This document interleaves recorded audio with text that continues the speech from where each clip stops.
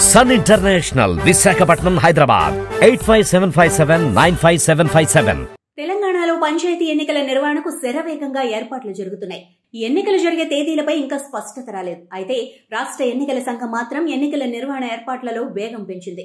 అందులో భాగంగా ఓటరు జాబితా రూపకల్పన దిశగా చర్యలు ప్రారంభించింది.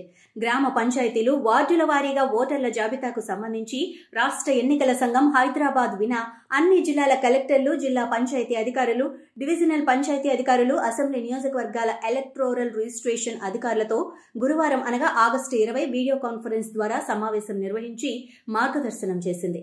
ఈ సమావేశంలో రాష్ట్ర ఎన్నికల కమిషన్ పార్థసారథి అసెంబ్లీ నియోజకవర్గాల ఓటర్ లిస్టును యథావిధిగా పరిగణలోకి తీసుకుని వార్డులు, పంచాయతీల వారీగా ఓటర్ జాబితాలను తయారు చేసి ముసాయిదాను వచ్చే నెల 6న ప్రచురించాలని ఆదేశించారు.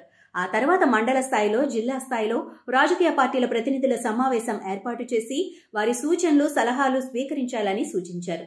ఈ ముసాయిదా జాబితాలో వార్డు వారీగా లేదా పంచాయతీ వారీగా ఓటర్లను అమర్చడంలో ఏవైనా పొరపాట్లు జరిగితే సెప్టెంబర్ 13 వరకు సంబంధిత మండల పరిషత్ అధికారులకు లేదా జిల్లా పంచాయతీ అధికారులకు రాతపూర్వకంగా తెలియజేయాలని సూచించారు. ఓటరు జాబితాల తయారీ, వార్డుల వారీగా పోలింగ్ స్టేషన్ల ఏర్పాటు, పోలింగ్ సిబ్బంది వివరాల సేకరణ, రిటర్నింగ్ అధికారుల నియామకం, పోలీస్ సిబ్బంది శిక్షణ తదితర విషయాలపై కూడా ఈ సమావేశంలో చర్చించారు.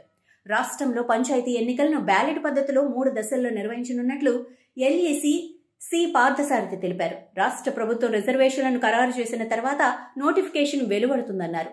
పంచాయతీ ఎన్నికలకు ప్రవర్తనా నియమావళి కఠినంగా అమలు చేస్తామని స్పష్టం చేశారు. రాష్ట్రంలో 12,991 గ్రామ పంచాయతీలున్నందున ఒకేసారి ఎన్నికల నిర్వహణ సాధ్యం కాదన్నారు.